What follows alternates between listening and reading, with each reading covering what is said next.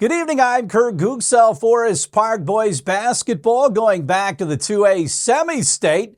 The Rangers trailed South Ripley 32-23 at the half before storming back with a 15-2 run in the third quarter to beat the Raiders 56-53 over in Seymour. Reese Wolf sank 2 free throws with 16 seconds left to bring the game to its eventual final score. The Rangers will play in the semi-state at Washington in Game 1 against Park Heritage. Game 2 will pit University and Linton Stockton. The championship game and the right to go to the state finals will be on Saturday night. Northeast DuBois fell to Clay City 51-42 in the 1A regional at Lagodi. The Jeeps were up 17-14 after 1 and 27-24 at the break before the Jeeps just had one field goal in the third quarter, and that was at the buzzer on a 3 by Zach Betts.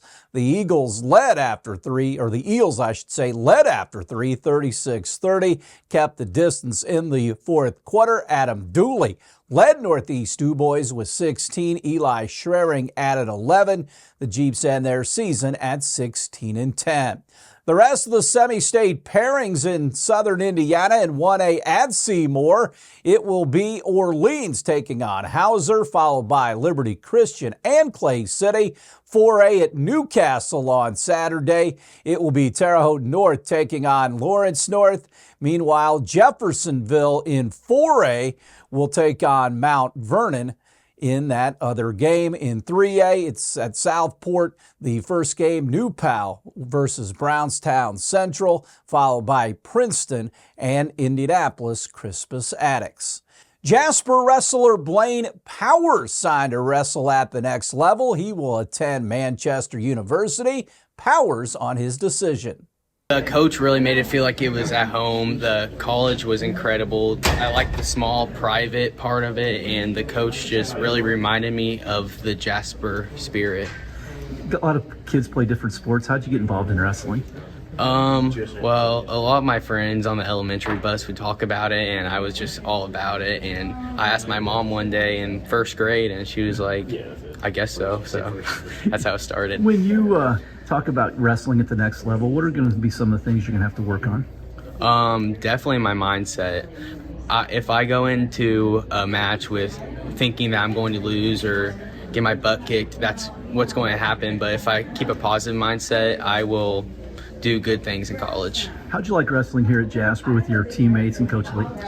I'm going to miss it. It's going to be hard to step away from Jasper across my chest, but I think it's going to be good for me to have a different environment and the college level on top of it. So Jasper, I'll miss it a lot. For the 10th straight time, the Purdue basketball team will play in the NCAA tournament. The Boilermakers will play High Point on Thursday in Providence. 12:40 is the tip time there. Kentucky, the third seed in the Midwest region of the tournament, they get in for a record 62nd time. The Cats will play on Friday. They'll face Troy in Milwaukee.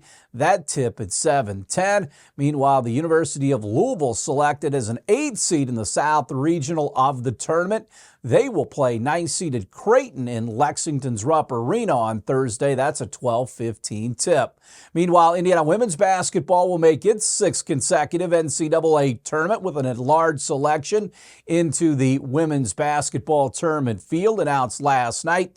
The Hoosiers will be a 9th seed. They'll play 8th-seeded Utah on Friday in Columbia, South Carolina with a 1:30 tip. The Ball State women's basketball team also in the NCAA tournament. They will play in Waco as the 12th seed. They'll play number 5 Ole Miss on Friday as well. The Pacers back at it tonight. They'll be without one of their top players, though, against the Minnesota Timberwolves. Forward Pascal Siakam out for the game due to a personal matter. The Pacers head into tonight's game at 37-29. Josh Berry won the Pennzoil 400 in NASCAR yesterday out in Las Vegas. The driver of the 21 held off Daniel Suarez to become the only racer to claim their first ever Cup Series win from Vegas. Ryan Preece, William Byron, and Ross Chastain rounded out the top 5. The Field now will head to Homestead, Miami on Sunday for the Straight Talk Wireless 400. In baseball, Sonny Gray will be the opening day pitcher for the St. Louis Cardinals. Redbirds announced that move yesterday. Gray is entering his second season with St. Louis. He went 13-9 with a 3.84 ERA and 28 starts last season. The Cardinals start their season later on this month.